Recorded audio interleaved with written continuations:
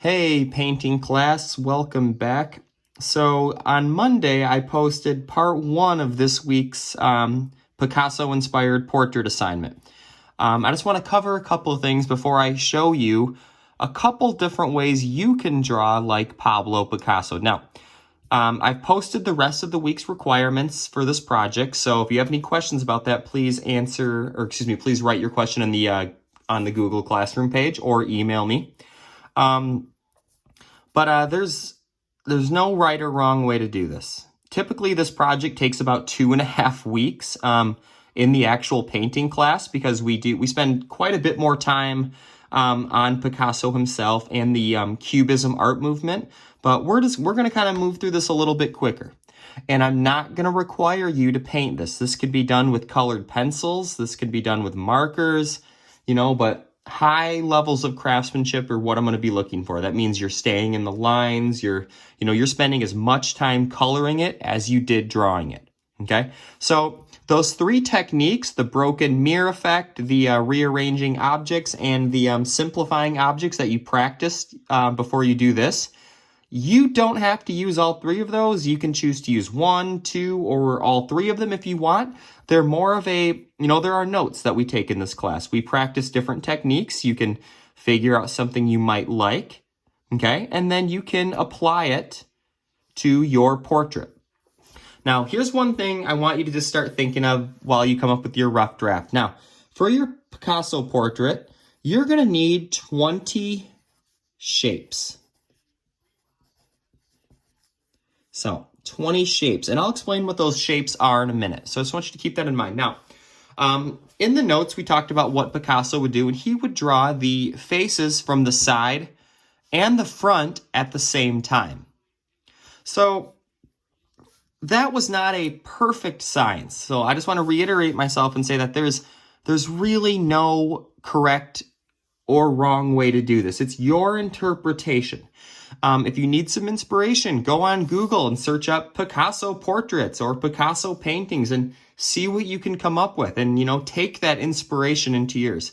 But let's just talk about a couple things we can do. Now, here's a really basic way to get started on this, and you do not have to do it this way at all. So I'm going to kind of start at the top, and a portrait.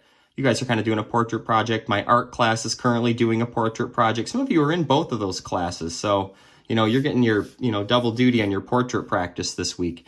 I'm going to start at the top here. So you've got your drawing paper, you've got your pencil. That's really all you need right now. And I'm going to kind of be really sketchy with this in case I want to make a redo. So I'm going to kind of bring this down and I'm going to kind of draw a nose. Like I'm almost drawing a face looking that way to the left. Like that. Bring it down like this, and then let's bring it over and kind of back up like this. Now, there's our human head looking to the side. So if I want to draw an eye, we can draw, and we can use the techniques we practice. Let's draw like a really cool, like, geometric looking eye. Let's draw a really cool eyebrow.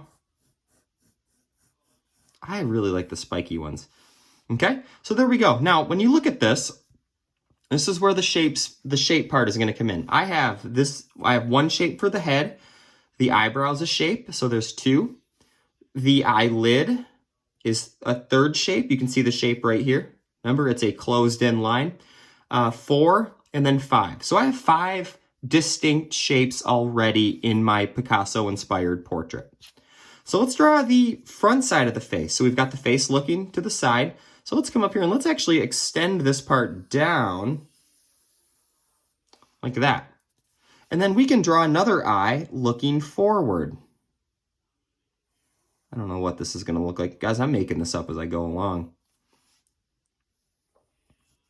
So there's another eye, and maybe I want this one's eyebrow to be a little bit different, and I'm going to actually have it coming off of the head like that. So there we go. So we've got an eye looking forward. You can draw eyelashes. You could give this character glasses, a monocle, all sorts of cool things. Maybe we do want to give him a mustache later. So right now we've got a face looking forward, face looking to the side. Let's add some ears. I might, use my eraser and I don't know what this ear is going to look like. It resembles an ear shape. We understand that something in this side of the head in that location, it could be an ear. We could draw another one, but let's draw like, maybe the earlobe on this one down here. For the mouth. We could do something kind of cool, like the mouth is looking forward on this side, and then on this side, maybe it's, kind of doing like a frown. We can add some teeth in there. Remember, we want to keep those complex human forms, those human headlines, really simple. So that's kind of cool. We could add the nostrils if we want. This is a really terrifying face. And a lot of Picasso's paintings were, a little bit terrifying. So this is starting to look pretty cool. We could add, jewelry if you want to draw your character with some bling in its ear. That's a word I haven't said in a very long time. We could draw a neck coming down, and it doesn't have to even resemble like a human neck. We understand that 2 lines on either side of the head would be a neck.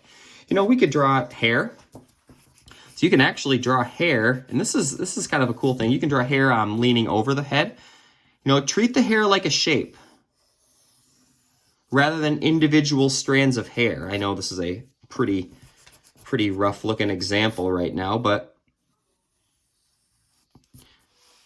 I kind of like this character. Maybe this hair on this side is going to come behind them. And I could maybe draw like big individual strands of hair. So if I were to count the shapes now that I have, let's see, let's just do this. 1, 2, 3, 4, 5, 6, 7, 8, 9, 10, 11, 12, 13, 14, 15, 16, 17, 18, 19, 20. I've hit 20 already. And that really didn't take me too long, okay?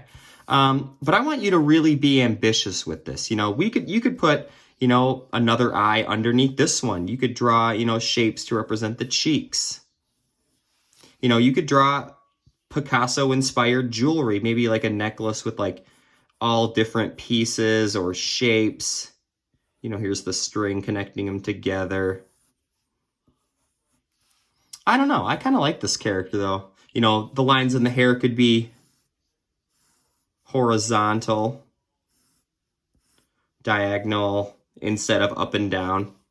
The goal is to make this as interesting as you possibly can. You want it to be very unique, and you could, draw a person that in a Picasso style. You could draw a Picasso-inspired version of Spider-Man or Darth Vader or Mr. Erdman's, or your mom, or your brother, or even, your dog, maybe. If you want to do the broken mirror effect, let's zoom in on the face a little bit more. Just like we practiced, here's our eyebrow. You could, draw a line like it's cracked, erase part of it, and then redraw it, so it looks like it's moving a little bit, You can add lines just to break up your face a little bit more, just to add different shapes.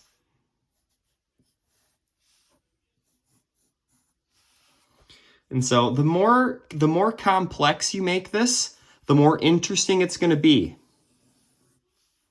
Maybe this hair will be like this strand of hair will be like a cool spiky pattern. I don't know. So there's a lot you can do. You can add details in the background. If you want to make your background have like a pattern or a wallpaper or something like that, it's totally up to you. But what I want you to do for this week, before you start your final version of your Picasso-inspired portrait, is to take about 20 to 30 minutes and watch this video. I'll post a couple extra resources and come up with a good idea of what you want your Picasso-inspired portrait to look like. Just like all the other projects we do rough drafts. So it's a good idea to practice what you want to do, okay? So rearrange your objects. If you want to try drawing a face from the front and the side at the same time, you can. Not all of his portraits did that, but a lot of them did. That's totally up to you. But you need at the bare minimum 20 shapes, and I probably have close to 30 or 40 now on my character already. So the more shapes you add, the more detailed it's going to be in the long run and the more interesting it's going to be to look at. So give it a go, 20 to 30 minutes on your rough draft, and then your final draft should take you approximately, I would say at the bare minimum, 1 hour worth of work, and then probably about, a half hour or more to color your portrait. I'll post what to do to submit your work, but this is due next Sunday. So if you have any questions, let me know, but enjoy the process. Look and review through the slideshow. Look at your notes about the 3 techniques, and I'm excited to see what you come up with. Thanks for watching.